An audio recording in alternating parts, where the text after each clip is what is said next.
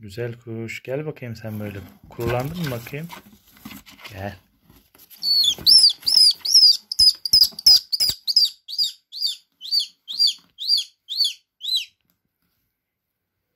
Ne güzel duruyorsun sen. Kazağı da tutmuşsun. Evet bayağı bir kurulanmışsın ya. Çok ıslaktın. Hı?